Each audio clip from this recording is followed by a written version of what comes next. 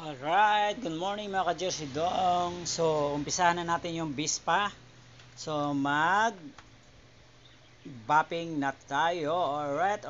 So, let's start. So, ang unang gagawin natin guys, hugasan muna yung motor ng maigi. So, kahapon nahugasan na natin. Ngayon, pinunasan ko na lang ulit.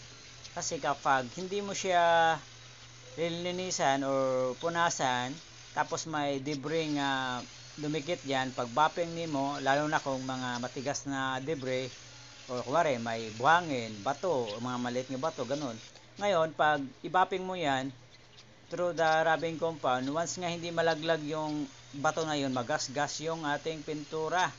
So magasgas yung pintura sa motor. So ang ginawa ko kanina, pinunasan muna natin before tayo nag-start sa pag-bopping. So ang unang ginawa natin guys pag bopping, ginamitan natin siya ng cutting bopping pad.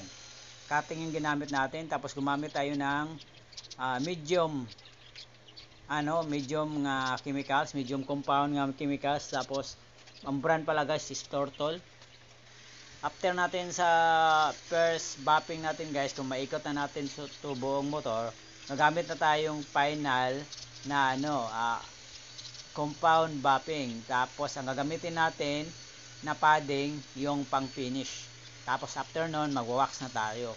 So if you can see, white yung bopping ginamit natin. Mamaya papalitan natin yan, yellow na yung gagamitin natin. Yun ang pang finish natin sa ating pagbabopping. So pag magbabopping tayo guys, mayroon talaga siya mga proseso. Hindi yung bopping may bopping ka lang. Okay? So yung pagbabopping guys, ang gusto ng may-ari pala, by the way, slight bopping lang. Kasi para hindi matanggal yung takot. Yes, of course, tama naman si Sir noon.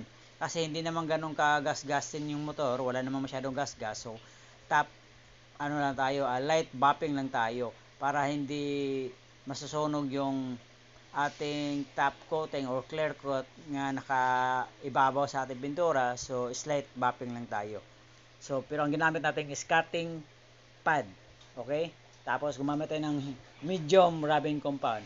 Ang brand is Tortol Wax. Alright. Ayan.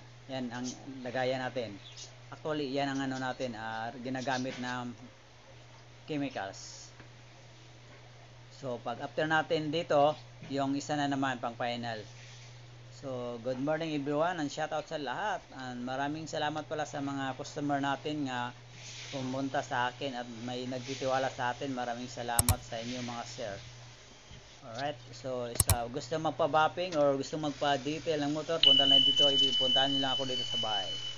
Alright, so ayan, continue bopping tayo sa ilalim. So hindi natin nilalakasan yung ating RPM sa ating drill bopping natin kasi iniwasan natin na hindi tayo magkakaroon ng sunog sa pintura o magkakaroon tayo ng problema. So tiyagaan lang. Ayan, please subscribe my channel, Joy Rides with Dong. Alright, thank you.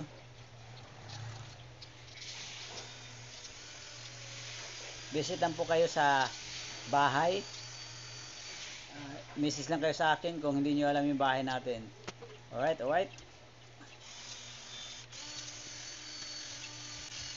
Enjoy watching mga ka-Jersey Dong. Make it shortcut sa ating video, patapos na tayo sa first bopping natin. So ngayon, pangalawa na tayo. Ayan, nag-iba na yung ating bopping pad.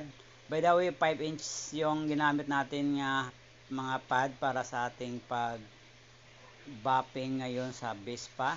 So gumamit na tayo ng final nga pang bopping. Ayan, kanina cutting. Alright, tapos na. Yan, makinang yan ang output guys. Hindi ko alam kung makinang ba para sa inyo, pero para sa akin, I'm satisfied what I do today. Ayan. So kukunin na ng may-ari. Thanks sa ating client nga si Sir Bobet RC.